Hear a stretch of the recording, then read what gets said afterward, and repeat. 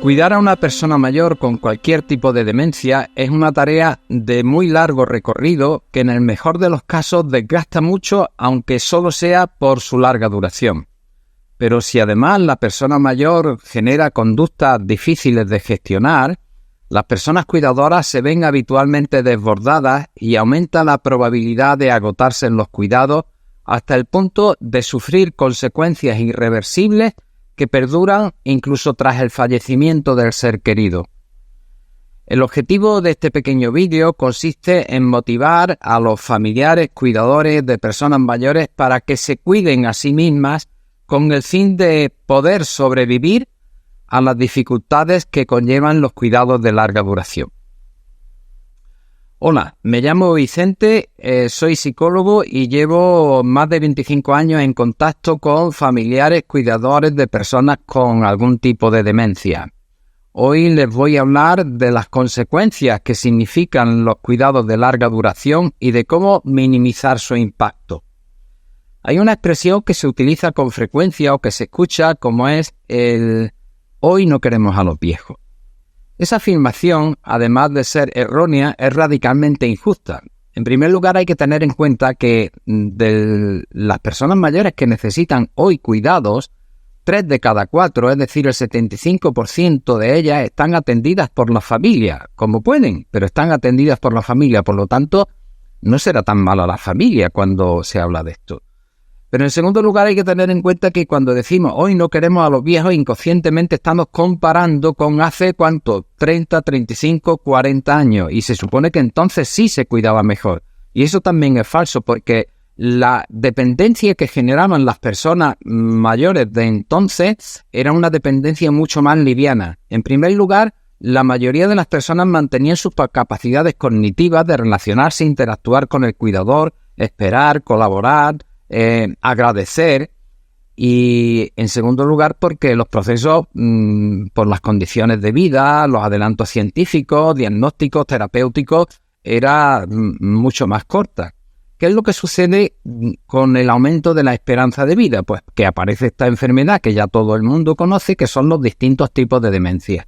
Y las personas con demencia generan un tipo de conducta que ocasiona una gran disrupción en las personas de su entorno, porque no son conscientes de los peligros, de lo conveniente, de lo adecuado, de su seguridad, etcétera. Y eso origina mucho desgaste. Si a esto se le añade que no es un proceso corto como antiguamente, sino de muy larga duración, un promedio de 12 o 14 años, las consecuencias son muy complicadas. Hay un riesgo de agotarse. Ciertamente este riesgo no se vive de la misma forma cuando quien cuida son los hijos o quien cuida es el esposo o la esposa. Porque en esas situaciones, cuando es el esposo o la esposa, ya no tiene los mismos compromisos laborales, obligaciones que tenía en otros momentos, y parece ser que se asume como algo propio que me ha tocado y esto es para mí, y se lleva de forma diferente. Pero en cualquier caso siempre hay implicaciones que podemos diferenciar a nivel general y a nivel específico. A nivel general, lo primero que ocasiona cuando aparece una persona con esta enfermedad es una inestabilidad o ruptura del equilibrio de 3 aspectos cotidianos en la vida de todas las personas, que son el trabajo o las responsabilidades que cada cual tenga, el descanso y el ocio. Esto se altera y se produce la necesidad de una reorganización familiar para atender lo que nos viene por delante, el atender a este ser querido. Y generalmente se producen dinámicas de reparto de la tarea de los cuidados entre varias personas o de concentración en una sola persona que suele ser mujer. Y se hacen preguntas como ¿dónde cuidar a papá o a mamá, al abuelo o a la abuela? ¿En su casa? ¿En la mía? O rotando, lo que se llama el anciano maleta, 3 meses o 4 meses con cada hijo. Si tienen dificultad para esto, en Confeban le podemos ayudar y dar pistas de cómo organizarlo de la mejor forma posible, tanto para la persona mayor como para los propios cuidadores. Y también se producen implicaciones a nivel ya concreto y específico, que fundamentalmente es en 3 áreas. Es a nivel físico, a nivel psicológico, a nivel familiar y a nivel social. Y eso tiene efectos que aparentemente son lentos, pero son progresivos y como es una cuestión de larga duración, son muy dañinos en el medio y en el largo plazo. Por eso es importante conocerlo y a saber actuar. Y eso es lo que voy a hacer en los próximos minutos de este vídeo. En primer lugar tenemos las consecuencias a nivel físico. Cosas que aparecen de entrada son sobrecarga de trabajo. ¿Qué hacer ante eso? ¿Cómo solucionar? Compartir las tareas de los cuidados. No solamente entre los propios hermanos, si es que hay, sino también incluso si hace falta con profesionales. E incluso cuando se trata del esposo o de la esposa, que generalmente tienden a decir esto es cosa mía, mis hijos tienen su familia, tienen su trabajo, dejarse ayudar un poco más y pedir a los hijos un poquito de más implicación. En segundo lugar, se puede producir a nivel físico cansancio excesivo por la acumulación de la tarea. Ante eso, es importante saber dosificar y administrar los descansos con este tipo de apoyo que acabo de referir. También se pueden producir posibles lesiones a la hora de manejar el cuerpo de la persona que estamos atendiendo en el tema del aseo personal, el acostar, el levantar, el desplazar, etc. Ante eso, informarse sobre buenos hábitos de higiene postural, sobre la manera de cuidar a la persona, utilizar también, si hace falta, la consulta de un fisioterapeuta, saber relajar nuestro propio cuerpo. Y otra cosa que suele suceder es el abandono del cuidado personal. El dedicarme, sobre todo cuando es el esposo o la esposa quien cuida de su esposo o de su esposa. En ese sentido, es importante no dejar de cuidarse. Y les pongo un ejemplo, por aquello de que una imagen vale más que 1000 palabras, pues imaginen el caso de una persona que hace poco tiempo me decía, estoy todo el día con él, pero lo único que salgo a la calle es para los domingos, para ir a misa y para ir a la peluquería. Y no pienso por nada del mundo renunciar a la peluquería, porque así me siento mucho mejor conmigo misma. Mi propia imagen es muy importante. Y eso me ayuda a sobrellevar mejor la dura carga que estoy llevando. Otro efecto a nivel físico pueden ser alteraciones del sueño. Y es importante garantizar el sueño necesario que cada persona necesita. No todos necesitamos lo mismo, pero es importante intentar garantizarlo. Dentro de un poquito daré pistas sobre cómo hacerlo, con qué tipo de apoyo. Y también a veces se producen somatizaciones como consecuencia de la gran carga que significa cuidar a una persona durante mucho tiempo. Una de ellas son las úlceras gastroduodenales, tensiones musculares, contracciones, etc. Pues ante eso buscar el apoyo de profesionales, pues si hace falta, como he dicho, de un fisioterapeuta, etc. En segundo lugar tenemos las consecuencias a nivel psicológico. Y ahí se produce desde el principio situación de estrés, estamos más tensos, irritabilidad, disminución de la autoestima, la concentración monotemática, que no es otra cosa que todo lo que tengo que hacer a lo largo del día y de la semana y del mes, tiene que estar pensando, lo tengo que organizar pensando en cómo me organizo para atender a la persona a la que cuido. Desde si tengo que salir al médico o a la farmacia, o si tengo que tomar una ducha. Todo concentrado en la persona a la que estoy atendiendo. Otra cosa es la disminución de la motivación por otros asuntos ajenos a la concentración monotemática. También los cambios de humor, incluso la depresión en el largo plazo. Y esto es muy importante prevenirlo. Y también, fíjense, hasta sentimientos de culpa en el momento en el que se nos va el ser querido. Después de todo lo que hemos hecho, sentirnos culpables de si podríamos haberlo hecho de otra forma mejor. ¿Qué hacer para minimizar estos impactos psicológicos? Lo primero, atender a los signos del cuerpo. El cuerpo es sabio y nos transmite en muchas ocasiones que algo anda mal antes de que nuestra conciencia sea capaz de percibirlo. Por lo tanto, atender a contracciones, a dolor de estómago, a todo ese tipo de cosas que pueden ser signos de que algo está funcionando mal. En definitiva, todas estas consecuencias psicológicas se pueden comparar a la metáfora de una olla a presión, de una olla express, y es necesario, para que no termine explotando, disminuir la presión con técnicas, por ejemplo, echando mano de técnicas de respiración, técnicas de relajación muscular, meditación, mindfulness, yoga, lo que esté a nuestro alcance y aquello que nos gusta. También lo que yo llamo higiene psicológica. Y para la higiene psicológica, ante todo esto, lo primero es tomar conciencia del valor de lo que uno está haciendo. Mire usted, lo que usted está haciendo por su ser querido no solamente es importante para él o para ella, o para su familia, sino que es importante para la sociedad. ¿Qué sería de la sociedad si esos 3 de cada 4 casos que están atendidos por la familia no lo estuviera haciendo? Por lo tanto, eso ya fortalece la propia autoestima. En segundo lugar, también es necesario para una buena higiene psicológica saber desconectar en momentos, todos los días un ratito, un poco más toda la semana, al mes, etcétera. Mantener al menos 1 o 2 de las aficiones que uno tenga, de pasear, de una tertulia, de un café con alguien, de lectura o de un tiempo sencillamente para cerrar los ojos y concentrarte y meditar en ti mismo. Y una de las ayudas más importantes que hay es la relación con otros familiares cuidadores que están en las mismas circunstancias.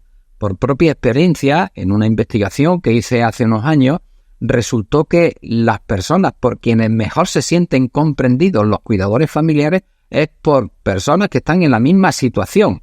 Es decir, se sienten comprendidos y apoyados mucho más que por la familia o que los profesionales. Y pedir ayuda si hace falta. Usted no tiene obligación de ser una superwoman o un superman. Usted es una persona normal, por lo tanto, pida ayuda si la necesita a especialistas, a un psicólogo o a quien haga falta. En tercer lugar, tenemos las consecuencias a nivel familiar. Y aquí hay que distinguir entre la familia de procedencia y la familia que uno ha creado. El impacto primero que ocasiona en la familia de procedencia es cómo organizarnos para atender lo que nuestro padre, nuestra madre necesita. Y aquí se producen dinámicas contrapuestas. O de concentración y vamos todos a una, cada uno en la medida que pueda para afrontar esto, o de dispersión y abandono. Y esto implica que en el primer caso se refuercen los lazos familiares o en el otro riesgos de ruptura y de distanciamiento. Y también decir que en el caso incluso cuando hay unión y hay apoyo, ojo, porque en muchas ocasiones nos encontramos que por aquello de los roles masculino y femenino hay hijos que sí apoyan a sus hermanas en el planteamiento del afrontamiento de los cuidados, pero están en un tercer plano y el mayor porcentaje de los cuidados lo lleva una mujer. Entonces, cuidado con eso. En segundo lugar, las consecuencias a nivel familiar en la familia que hemos creado se concentran en que puede disminuir la relación con la pareja y la relación con los hijos. También otro factor que influye es si esa pareja y esos hijos se convierten en colaboradores o al revés, en no solamente no contemplar y valorar lo que estás haciendo, sino exigirte más lo que normalmente te exigían cuando tienes menos tiempo. Y también tiene efecto a nivel de reorganización física de la vivienda, de los espacios, pues porque hay que reestructurar ubicación de muebles, hay domicilios que terminan que parece una pequeña tienda de productos de una ortopedia por la cantidad de aparatos para cuidar bien a la persona. Y además en la reorganización no solamente a nivel físico sino del ambiente, porque tú estás tranquilo en tu casa y cuando viene la persona mayor, que puede ser tu padre, tu madre, tu suegro o tu suegra, estás viendo la tele y pasa 15 veces por delante de la televisión. Y resulta que no duerme bien y no os deja dormir, no podéis dormir por la noche. Todo eso influye. ¿Qué hacer para eso? Pues compartir, compartir y compartir. Compartir con quien haga falta. Hay muchas opciones. Lo tradicional era que se lo cargaba casi siempre una mujer o empezaban a ayudarle y con el tiempo se iban descolgando. Pero, sin embargo, se puede hacer, lo ideal sería a rotación por partes iguales, cosa poco probable por nada más que por la ubicación de donde los hijos están trabajando, a veces a muchos kilómetros de distancia. Se puede organizar con un cuidador principal y otros alternativos, unos a lo largo de la semana, otros el fin de semana, unos presencial, otros que no pueden presencial, apoyando económicamente para, por ejemplo, un cuidador profesional para darle respiro al cuidador o cuidadores principales que están allí permanentemente. Contar, por ejemplo, con el apoyo de nietos, adolescentes, jóvenes, que eso lo rechazan muchas veces los propios cuidadores, pero es un recurso importante en determinadas fases de la enfermedad, Por ejemplo, mientras que una persona con demencia puede seguir viviendo sola, pues o en tu casa, que por la noche los nietos se van rotando y vayan durmiendo con ella, por lo menos para que el cuidador principal duerma tranquilamente en su casa, sabiendo que si hay algo, el nieto va a dar la voz de alarma porque está allí descansando, ¿no? Y también buscar, ¿por qué no?, el complemento de profesionales. Y luego, una llamada de atención sobre los hijos que viven a cientos de kilómetros de distancia, que lo tienen perfecto para decir yo quisiera pero no puedo. Bueno, no puedes, pero sí puedes hacer muchas cosas, como por ejemplo comenzar por depositar la confianza en los cuidadores que están allí batiéndose el cobre permanentemente. En segundo lugar, no solamente preguntar por papá o por mamá cómo está cuando llamo por teléfono, sino preguntar también al cuidador, ¿y tú cómo estás? ¿Tienes descanso suficiente? No te quemes, por favor. ¿Qué puedo hacer por ti? Reconocer el esfuerzo y plantearse incluso también a la hora del reparto de la herencia el compensar a quienes han tenido que estar o más cercanos porque otros no han podido estarlo. Finalmente, a nivel social es donde primero se producen los impactos y las consecuencias. ¿Por qué? Porque lo primero que se recorta son esas salidas que psicológicamente a todos los seres humanos nos vienen bien, compartiendo un rato de tertulia en torno a un café o a una cerveza en una romería, en cualquier fiesta popular. Eso es lo primero que se recorta. También el tiempo de ocio en general, y hay una cosa que afecta mucho a nivel social, que es la presión social por el control social de las personas de nuestro entorno, en definitiva, el qué dirán. El qué dirán. Y por eso me privo de salir, no vaya a ser que digan, etcétera. Eso afecta mucho. También las renuncias personales que a veces se pueden hacer a estoy estudiando y tengo que dejar de, o tengo un trabajo y lo reduzco o incluso decido dejar el trabajo. Hay que tener en cuenta que volver al trabajo no es como bajarse de un tren y el próximo tren cogerlo. A lo mejor el próximo tren es dentro de 15 años y ya la situación es muy distinta. Y esto tiene consecuencias también por la pérdida del estatus social que todos necesitamos para valorarnos a nosotros mismos. Bien, ¿qué hacer ante todos estos impactos sociales? Mire, recortar, seguro que vamos a tener que recortar de nuestro tiempo de contacto con los amigos, presencia en actos sociales, pero se pueden hacer muchas cosas. Yo sugiero empezar por programarse un mínimo de actos de salida en contacto con otras personas. Mantener contacto, aunque seguro que se van a disminuir, pero mantener. Y hacer también nuevas amistades. Nuevas amistades, por ejemplo, con esos otros familiares cuidadores a los que no conocía, pero con los que interactúo y que me van a comprender mejor que nadie. También no dejar de participar en los eventos anuales cíclicos que tenemos en todos los pueblos, en todas las ciudades, como la fiesta del pueblo, la romería, la Semana Santa, el carnaval, etcétera, etcétera. Todo eso son cosas importantes que hay que intentar mantener mantener, y si hace falta echar mano de cuidadores profesionales, yo se lo sugiero, porque va a ser mucho mejor para ustedes. También incluso las vacaciones anuales, una semanita, 10 días, con el apoyo de profesionales, independientemente del qué dirán, que eso es una presión psicológica, es un techo de cristal que cuesta romper, pero que es imprescindible. Y piénsense también, si están en edad de que están trabajando, en las renuncias personales al trabajo, a los estudios, por las consecuencias, y piensen que hay muchas personas que están en esta situación de cuidadores y el trabajo, al contrario que para muchos que es una carga, para ellos es un respiro, porque desconectan de la tensión, del estrés acumulado, de lo que significa cuidar a una persona durante tanto tiempo. Y ya termino hablando un poquito de garantizar los derechos de la persona mayor y hacerlo con respaldo.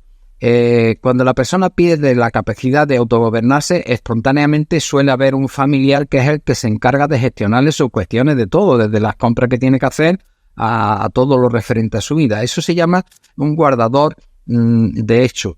Pero si hay conflicto, pues lo conveniente es acudir al juzgado, no ya como antes para solicitar la incapacitación y nombrarle un tutor, que eso afortunadamente ha desaparecido. Ya ha cambiado a una visión jurídica mucho más favorecedora de la persona mayor, que es el juez le declarará o le nombrará medidas de apoyo y le nombrará un curador en lugar del tutor, que es quien hace esas funciones con el respaldo conveniente. Y para evitar las cosas que a veces suceden cuando varios hijos no se acaban de poner de acuerdo sobre la forma de gestionar la dependencia, en Confemás sí le sugerimos que hagan una cosa. Usted que hoy es cuidador y no sabe si pasado mañana o en un momento le puede tocar la necesidad de ser cuidado.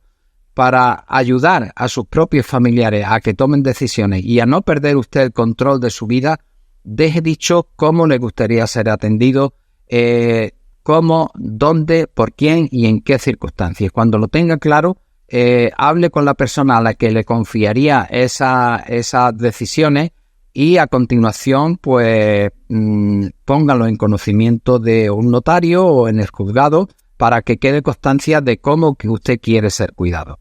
Y piensen que un apoyo fundamental lo van a encontrar en la asociación de familiares de Alzheimer más cercana que tenga. Es un recurso extraordinario, una fuente de recursos que no solamente les va a facilitar la participación en talleres que van a facilitar el retraso del deterioro cognitivo con la estimulación cognitiva, sino que van a tener profesionales que le van a ayudar, le van a orientar, le van a iluminar sobre la mejor forma de gestionar todo esto.